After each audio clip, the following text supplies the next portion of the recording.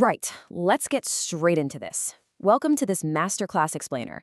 Today, we are tackling what the principal examiner reports consistently flag as one of the most notoriously misunderstood areas in the entire Cambridge computer science syllabus. I'm talking about declarative programming, specifically solving problems with facts and rules for the 9618 syllabus. But listen closely, because we are not just going to passively review code today. Absolutely not. We are going to approach this entire topic like a top-tier barrister preparing a massive legal brief for a high-profile trial. Now, you might be wondering, why a legal brief? Well, because in these high-stakes exams, you don't just write down an answer. You have to build a case. You need solid evidence, you need a highly structured argument, and you need to lead the examiner by the hand to an undeniable conclusion where they literally have no choice but to award you full marks. It doesn't matter if you're currently building your foundational skills in the 0417, 0478, 0983, 0984, or 2210 syllabuses, or if you're facing those advanced 9618 papers. The core strategy I'm about to show you will completely change how you approach the exam hall. So grab a pen, get focused, and let's start building your case. Here is exactly how we are going to break this down today. First, we'll look at the assessment challenge. Second, mastering the core principles. Third, we'll dive into the procedural framework. Fourth, an interactive workshop to test your skills. And finally, the final system and those critical examiner warnings you absolutely cannot ignore. Okay, let's kick things off with Act 1, the assessment challenge. And to really understand this, we need to look at two very different students, Alex and Sam. If you really want to understand what Cambridge examiners want, you have to look closely at what they absolutely hate. Here we have two hypothetical students who perfectly represent the most common traps candidates fall into when they tackle declarative programming questions. Over here on the left, we have Alex. Now, Alex has studied hard. Alex has memorized every single textbook definition of facts, rules, goals, and clauses. But when exam day comes, Alex panics and treats the exam paper like a massive memory dump, just providing raw facts with absolutely zero context. And what happens? The examiner scores this a 0 for application. Why? Because Alex completely failed to connect all that great knowledge to the unfamiliar context provided in the question. It's just a bunch of facts floating in a vacuum. Then on the right, we have Sam. Sam is a fast coder, a really technical student, but Sam rushes the paper. Sam looks at a complex declarative scenario, skips right over the specific command words like evaluate or analyze, and just writes out a basic sequence of code without any contextual justification at all. The question clearly asks to compare two approaches, but Sam ignores the command word entirely. And the result? More red ink. The examiner actively notes, candidate failed to draw comparisons or use the given scenario. You think this is the ultimate trap of declarative programming. It is never just about what you know, it is entirely about how you apply what you know to a completely unique, unfamiliar scenario on the day. So what does this all mean for you? It means you have to deeply understand the specific rules of the courtroom, or in our case, the assessment objectives. The Cambridge 9618 syllabus doesn't just randomly test one part of your brain, it systematically targets distinct cognitive domains. Yes, of course, you need knowledge and understanding. That's your base vocabulary. You can't write a rule if you don't know the syntax. But listen to me. The heavy lifting, the place where the big grade-defining marks actually live, is in application and analysis. These academic benchmarks require logical, structured, and highly specific reasoning. The assessment framework always prioritizes analytical depth over superficial breadth. You have to shift your mindset right now, today. Stop thinking, what fact do I need to memorize? And start thinking, how do I build a logical argument that proves this specific declarative rule works for this exact data set in front of me? It's a total game changer once you make that shift. Moving right along to Act 2, mastering core principles, and the big strategy reveal. But before we continue, subscribe to our YouTube channel, Ace the Exams, at acetheexams_IGCSE to excel in your Cambridge examinations. Click that subscribe button and hit the bell icon right now. All right, let's get into the solution. How do we beat the traps Alex and Sam fell into? We use the PEEL framework. Point, evidence, explanation, link. Top-performing candidates, the ones hitting those top bands, they don't just write disjointed sentences, they engineer robust paragraphs. Let's say you face a declarative programming problem. Maybe you have to write a rule to determine if a student has passed based on multiple facts. You don't just write the code and move on. You start with your point. You state the core logic clearly and concisely. Next, you provide the evidence. This means you pull the specific syntax or the exact data straight from the scenario provided in the paper. Then comes the explanation. This is crucial. You tell the examiner exactly how your rule processes that specific evidence. You walk them through the logic. And finally, the link. You tie your whole explanation back directly to the question's specific requirement. By forcing yourself to use the peel structure, you are actively demonstrating that connected, conceptual understanding that the syllabus practically begs for. You are literally leaving no room for the examiner to deduct marks because you've proven your case beyond a reasonable doubt. Let's actually test this out together right now. We have two answers on the screen, both trying to explain a declarative rule for a smart home temperature system. Answer A says, the rule checks the temperature. If it is over 25, the AC turns on. This uses a variable. Sounds okay, right? But now look at answer B. It says, the system utilizes the rule activate_ACX if temp x, y, and y greater than 25. In the provided scenario for room 101, the fact is temp room 101 28. Because 28 is greater than 25, the condition evaluates to true. Therefore, the system successfully meets the requirement to trigger the AC for any room exceeding the threshold. Okay, which one wins the marks? It's clearly B. Answer B builds an undeniable, airtight case using the exact data from the context. It has the point, it provides the evidence with the exact syntax, it explains the mathematical evaluation, and it links back to the system requirement. Answer A, meanwhile, is just a vague, generic description that any student could guess. If you want those top marks, you must be the barrister writing answer B every single time.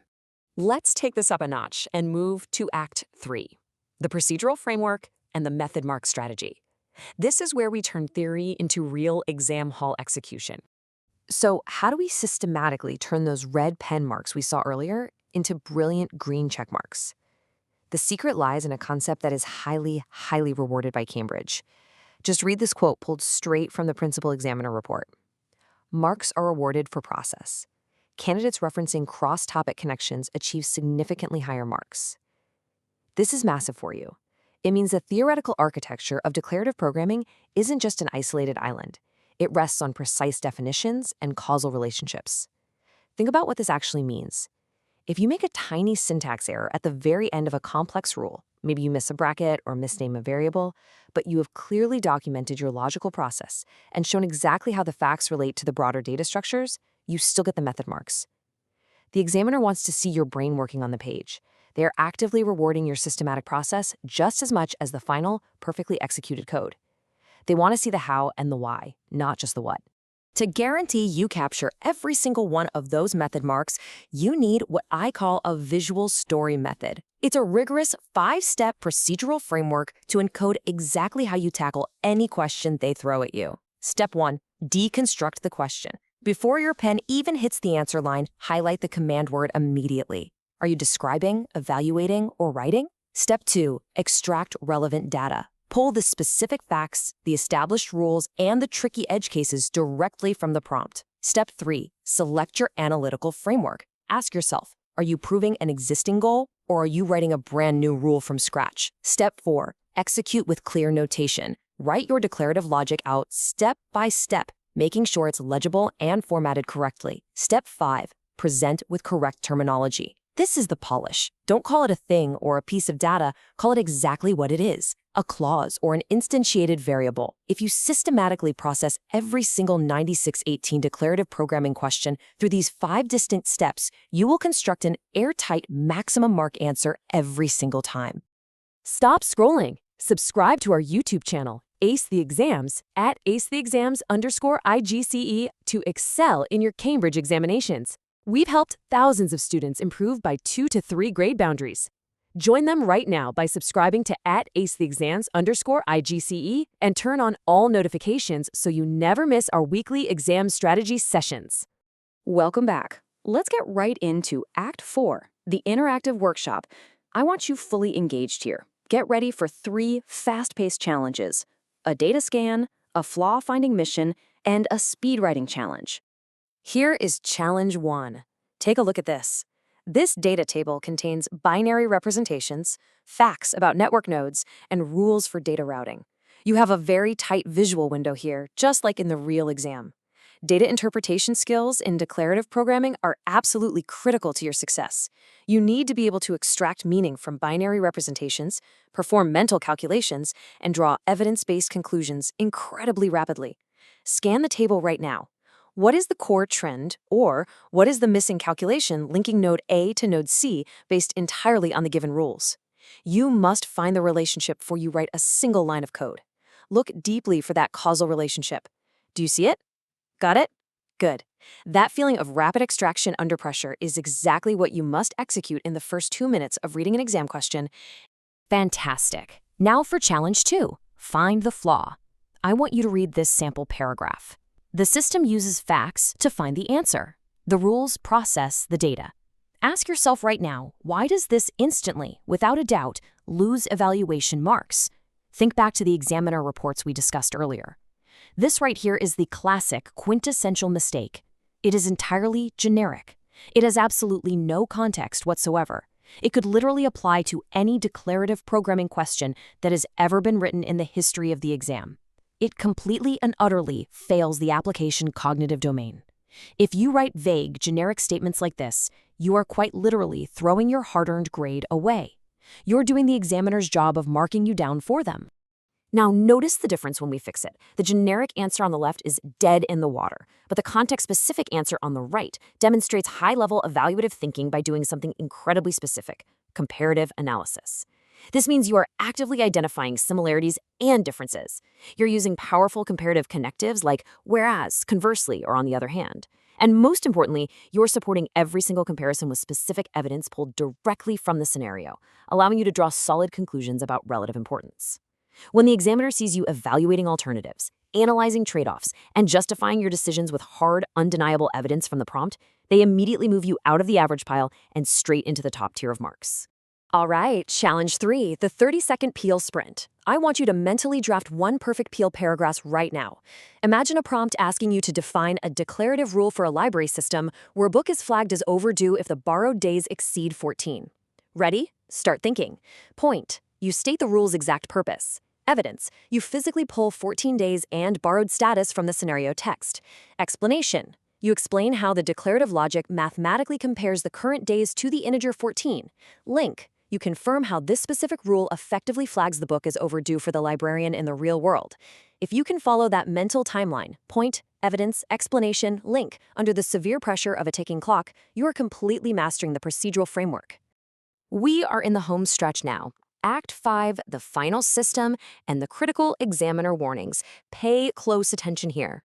We've built the case, we've looked closely at the evidence, and we've practiced the methodology. Now, here are the top 3 mistakes pulled directly, word for word, from the principal examiner reports for 9618 declarative programming. Mistake 1, forgetting to check overflow and edge cases. Students will write a beautiful rule that works perfectly for standard data, but it completely shatters when the data goes out of expected bounds. That loses easy, avoidable marks. Mistake 2, missing boundary conditions. This is a classic.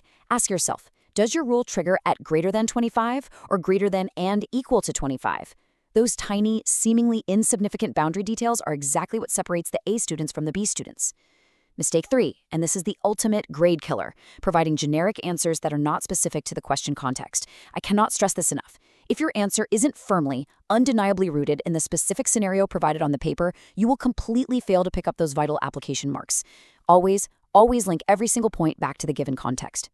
So, how do we absolutely bulletproof ourselves against those 3 mistakes on exam day? We do it with this final 3-rule system that guarantees top marks if executed correctly. First, command word decoding. You must train yourself to never, ever start writing until you know exactly what the verb is asking of you.